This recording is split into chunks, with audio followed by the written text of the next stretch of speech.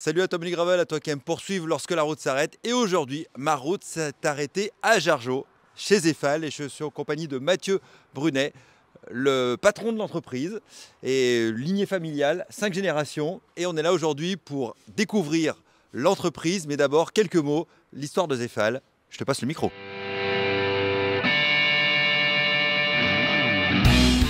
L'histoire de la société, elle remonte à la fin du 19e siècle.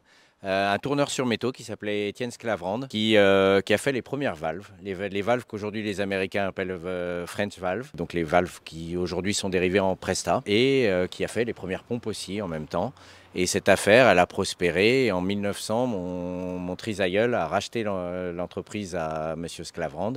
Et depuis, c'est resté dans la famille. Donc c'est la 5e génération. C'est la sixième génération, mais la 5e dans la famille. D'accord. Et ici, le site, quelques mots sur le site sur lequel on est. Alors, une vieille féculerie, je ne sais pas si on voit jusqu'en haut, mais la société était basée à Paris, à Aubervilliers, enfin dans le nord de Paris, et puis avait son siège social à Aubervilliers, et en 1938 a racheté la féculerie de Jargeau pour en faire sa deuxième usine de production.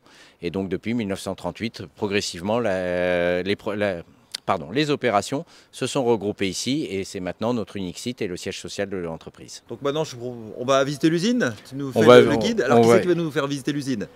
Franck, notre directeur industriel, c'est le mieux placé. Et puis on va voir après la partie un peu R&D. Et on va voir ensemble la partie R&D avec Christophe qui développe nos produits.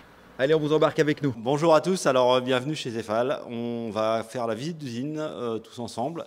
On va commencer en fait par un atelier qui est l'atelier d'injection, là où on fabrique une grosse partie des composants primaires qui vont entrer dans l'assemblage de nos différents produits. Et puis ensuite, on suivra le cheminement un petit peu de tous ces produits au sein de l'usine. Puis on terminera ici par le bureau d'études et puis le labo qualité, si ça vous intéresse de voir un petit peu nos schémas de test produits. Ok, bon, on va te suivre alors. Oui, je vous invite à me suivre. Nous voici dans l'atelier d'injection. On a 17 presses d'injection. On va de 30 tonnes de puissance de fermeture jusqu'à 300 tonnes, selon le type de produit qu'on va injecter. On utilise différentes matières premières. On se trouve ici un peu dans le parc matières premières, plastique, où là on va utiliser différents matériaux comme le polyéthylène, le polypropylène, les différents polyamides, des polyamides avec des charges, soit de fibre de verre, soit fibre de carbone, selon les produits et selon la technicité des pièces. Alors ici on a tout un système de séchage. Les matières qui arrivent de différents fournisseurs, elles sont au préalable séchées pour retirer un peu toutes les traces d'humidité qu'il pourrait y avoir, qui vont nous générer, si elles arrivaient dans les machines, des problèmes au moment de la chauffe, avec une diffusion en fait de vapeur d'eau qui ferait des traces sur les pièces.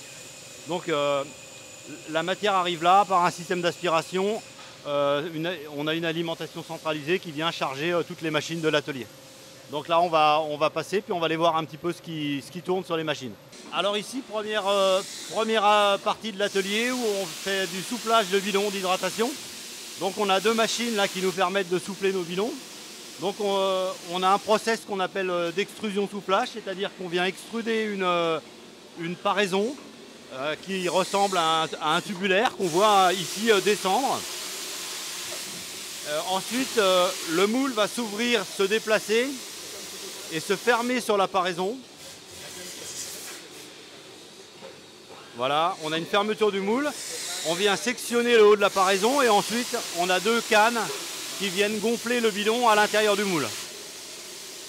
Vous pouvez voir beaucoup de tuyauterie. On a un circuit de refroidissement d'eau qui est assez poussé pour essayer de refroidir le plus rapidement possible le bidon. Et vous avez en sortie les bidons soufflés et prêts à partir dans l'atelier de décoration.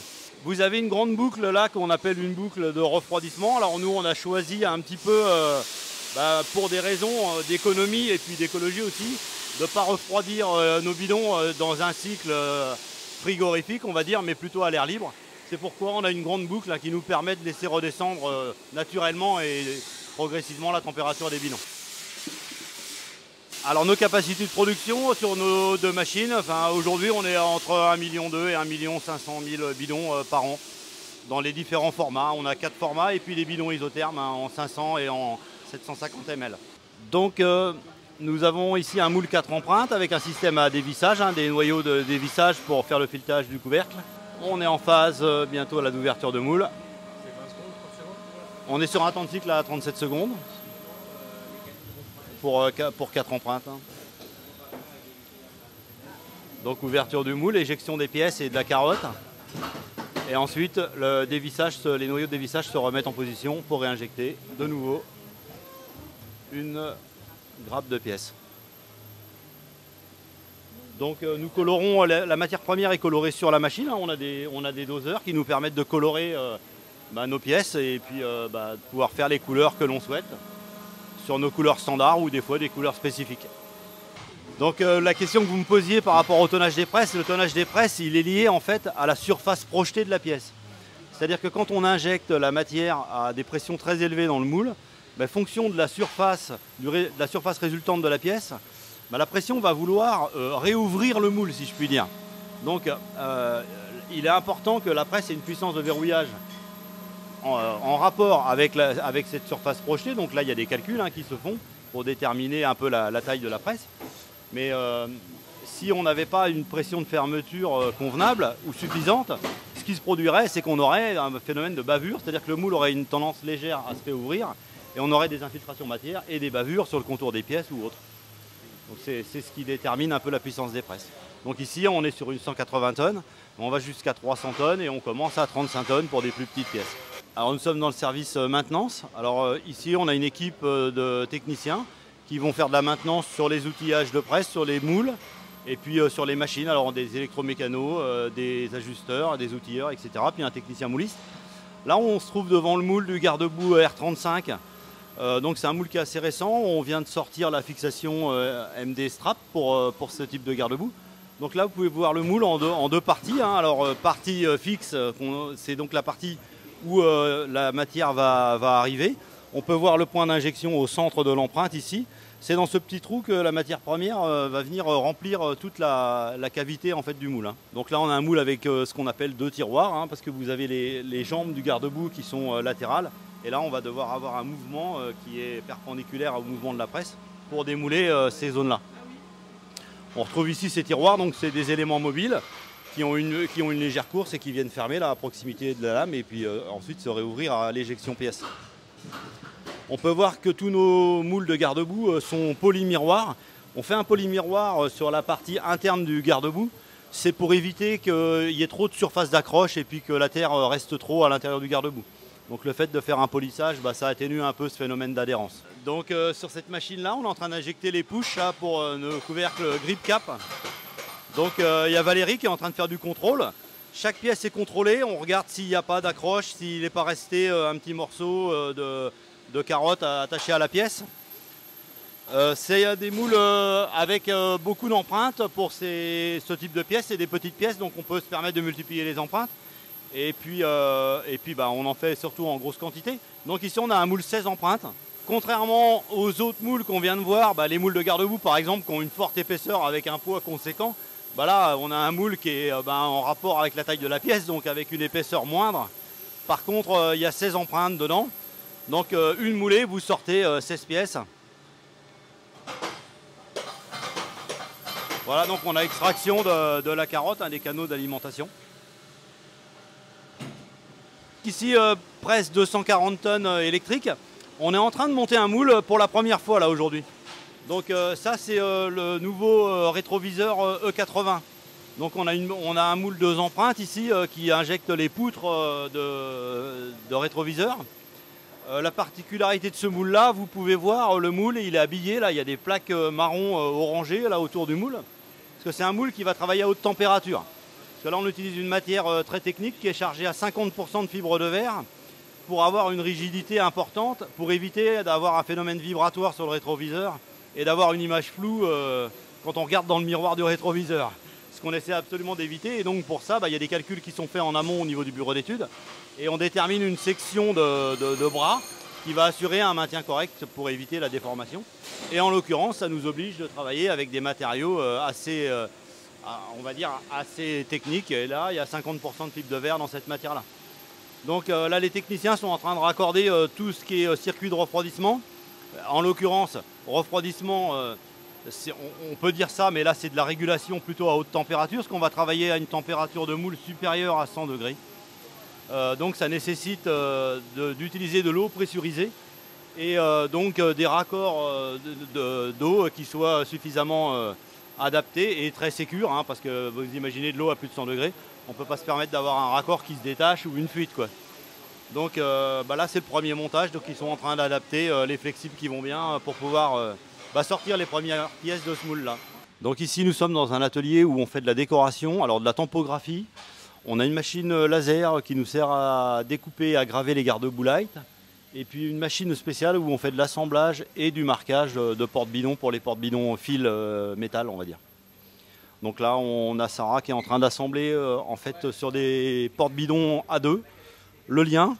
Il y a un petit assemblage du lien. Alors les bidons ont été décorés, donc on a fait sur la machine qui est juste à côté, on a fait la topographie pour le marquage Zefal. Et puis là, on vient assembler ce petit lien là qui fait la rigidité du porte-bidon A2. Ce porte-bidon, il aura été injecté juste à côté, hein, dans l'atelier presse, sur la presse que l'on vient de voir, la 240 tonnes, où on est en train de monter un nouveau moule de rétro 80. Ensuite, les pièces sont emballées, mises sur carte et emballées, et direction le magasin. Donc aujourd'hui, c'est une production qui tourne pas, parce qu'on n'a pas d'OF en cours. Mais sur ces 4 îlots de travail, on va assembler notre pompe FP60 et la FP65, qui est un mano digital. Donc on a des postes asservis avec des éléments de vissage, hein, des visseuses qui sont montées avec des bras carbone pour éviter d'avoir des reprises d'effort, hein, dans les poignées des opérateurs qui font l'assemblage, opérateurs ou opératrices. Donc on utilise du tube en aluminium, qualité aéronautique, hein, de l'aluminium 7000, qui est anodisé, et qu'on va venir façonner ici sur une machine spéciale pour faire du filetage, tube et tige. Et puis ensuite on a les différents composants qui sont injectés toujours dans notre atelier de composants d'injection plastique. Alors ici, couvercle de corps, j'ai un écrou supérieur de couvercle de corps, porte-piston. Ce sont tous les éléments qui vont entrer dans la composition du sous-ensemble qui est réalisé sur ce poste-là. Là on peut voir le porte-piston qui est un élément interne de la pompe, qui lui est en matière naturelle, c'est-à-dire qu'on ne va pas utiliser de colorant sur une pièce qui est non visible. Par souci d'économie et par souci d'écologie également, on ne colore pas des pièces quand on ne les voit pas et que le colorant n'apporte aucune valeur ajoutée à la pièce. Voilà. Donc là il y a 4 postes d'assemblage où on vient faire l'assemblage total de ces produits-là.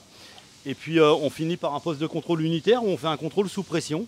Alors il y a un premier contrôle en basse pression qui est fait par un actionnement manuel de l'opérateur où on va venir mettre 2 coups de pompe pour procéder à un petit test de gonflage, on va dire descendant, et ensuite on injecte de la pression du réseau qui va nous permettre de faire un test haute pression, et puis on a un cycle d'attente qui nous permet de voir si on a une déperdition ou pas. Quand la pompe est OK, voyant vert, on emballe, voyant rouge, on passe en détection qualité, et puis ensuite il y a une analyse des problèmes s'il y a.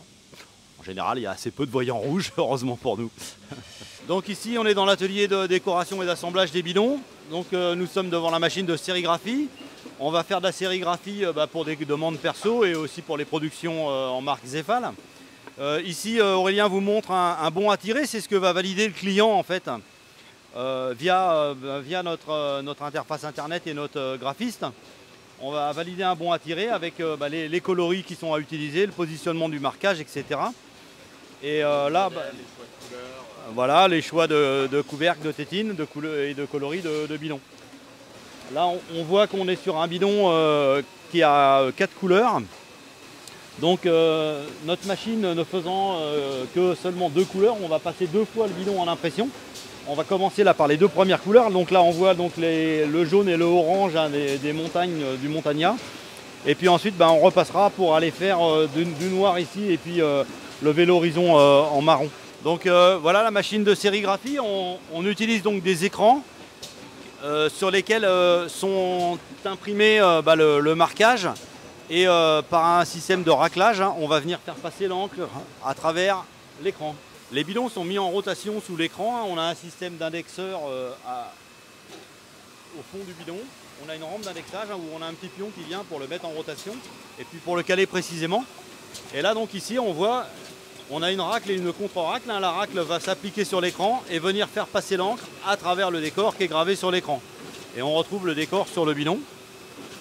Ensuite, juste à droite, on a un four UV qui va venir faire un séchage de l'encre. Ce sont des encres UV. On a la même chose à droite pour la deuxième opération, la deuxième couleur ou le deuxième marquage avec un deuxième séchage UV. Donc là vous entrez dans l'atelier de fabrication des écrans de sérigraphie. Donc comme nous travaillons beaucoup en personnalisation, nous sommes amenés à fabriquer beaucoup d'écrans différents chaque jour en fait. Donc on utilise des cadres qui sont pré-enduits et par un procédé d'insolation aux UV, on va venir graver ces cadres-là avec les différents moyens qu'on a là. Alors en fait, on utilise un cadre avec une soie tendue ici. Alors c'est un cadre qui a été dégravé, on les recycle, on les utilise plusieurs fois. Ce cadre est dégravé, on peut voir qu'il n'y a aucun marquage. On va venir l'enduire d'une sorte de résine verte qu'on peut voir sur les cadres qui sont finis de production et qui sont au sol. Et ensuite, sur cette résine, on va disposer un film qu'on a imprimé au niveau du graphisme chez nous. On va avoir imprimé ce film-là, qui est une impression noire, en fait, qu'on va appliquer sur l'écran. Et ensuite, on va passer dans une machine à insoler. Donc, on va bombarder d'UV. Et ça va nous faire durcir la résine du cadre, sauf à l'endroit où on a créé une épargne, en fait, à l'aide de ce film imprimé. Ensuite, on va venir rincer l'écran pour décaper la cire dans les zones où on souhaite avoir le marquage. Et puis, on a un processus de cuisson qui va venir nous durcir le tout. Alors ici, voilà, on a un beau décor là, avec nos cols de montagne là, qu'on connaît tous un peu, là, qui sont des cols mythiques. Et bien là, ça a été fait, voilà, c'est un écran qui est prêt à partir en production, en fait.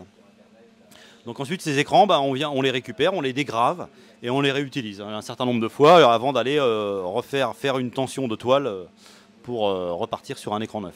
Donc ici, assemblage de nos bidons Artica, alors les deux modèles d'Artica dans les deux formats. Alors on utilise donc deux coques, une coque intérieure et une coque extérieure qui sont fabriquées dans notre atelier de soufflage qu'on a vu précédemment. Et là ici, donc, il y a la mise en place d'un sachet isolant qui est mis sur la coque intérieure avec une petite pastille adhésive qui est collée pour venir refermer les deux coins du sachet. Ensuite, on vient emboîter la coque externe sur le bidon et la positionner dans la machine qui va finir en fait l'emboîtage des deux dans la position, on va dire, définitive. Et puis, on utilise un faisceau laser là, qui va nous permettre de faire une soudure et de solidariser les deux coques entre elles. Donc l'utilisation du laser, ça a pas mal d'avantages. C'est déjà assez peu gourmand en énergie.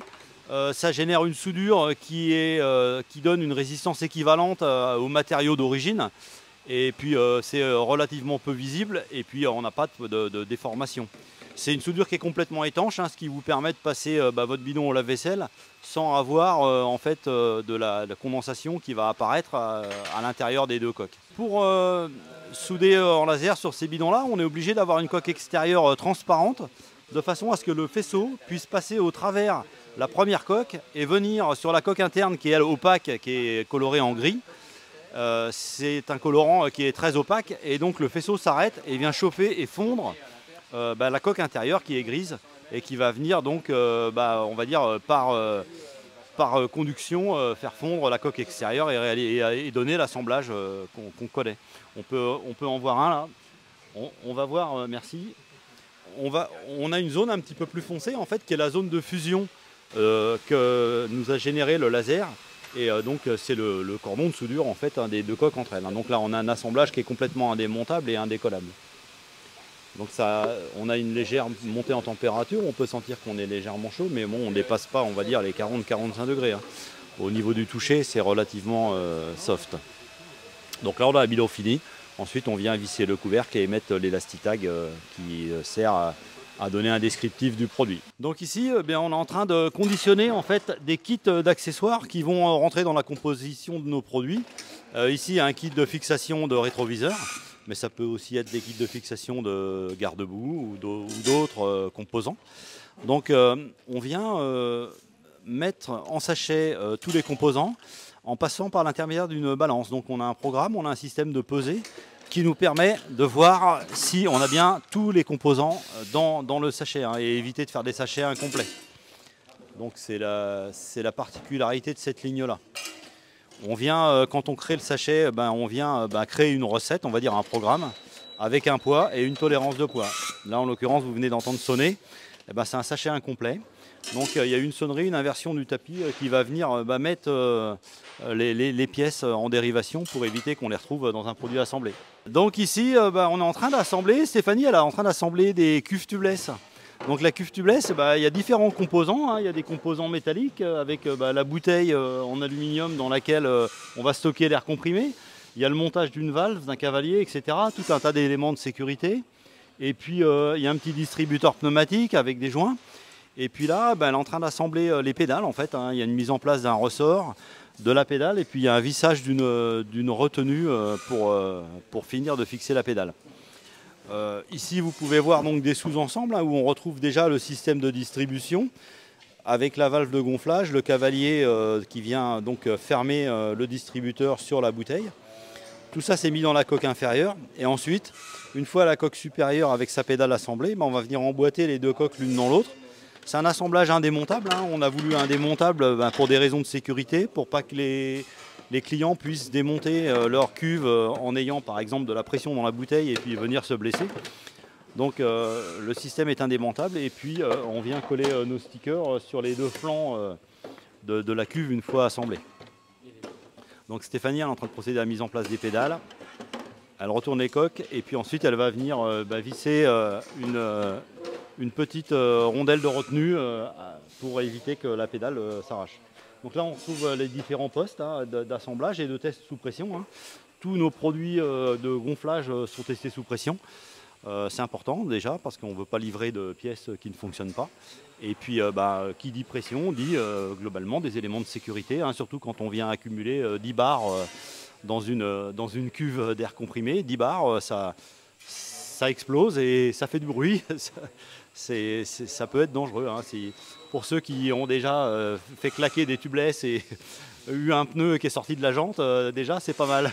Donc je vous laisse imaginer à 10 bars ce que ça peut donner. Donc ici deux postes d'assemblage. Premier poste d'assemblage de rétroviseur, rétrocyclope. Donc là on vient faire la pose du miroir. On vient dégrapper le miroir. Tout à l'heure je vous parlais de chromage. Donc les miroirs partent au chromage en grappe par 4. Ça nous revient comme ça, attachés sur la grappe, on vient les détacher, les coller dans le boîtier. Là on est sur un assemblage collé dans le boîtier. Et puis ensuite la composition de la boîte avec le sachet d'accessoires qu'on a vu tout à l'heure sur l'ensacheuse. Et puis le miroir conditionné dans la boîte. De l'autre côté on peut voir une mise en place d'UTS, l'Universal Tube Strap. C'est un strap qui permet de fixer une chambre à air sur son cadre de vélo, moi que j'apprécie beaucoup pour faire du VTT parce que je trouve que c'est plus sympa que le traditionnel morceau de Chatterton. C'est réutilisable déjà et puis ça assure une bonne tenue. Donc voilà, c'est des opérations manuelles de mise sur carte et puis d'emballage. Donc là on est sur le poste d'assemblage des garde-boue R35, là on est en R35 mais sur ces postes là on va aussi assembler des G50. Donc on est en train de monter les nouvelles fixations MD Strap. Donc fixation avec un petit pad en TPU qui va permettre d'assurer le grip sur le cadre du vélo.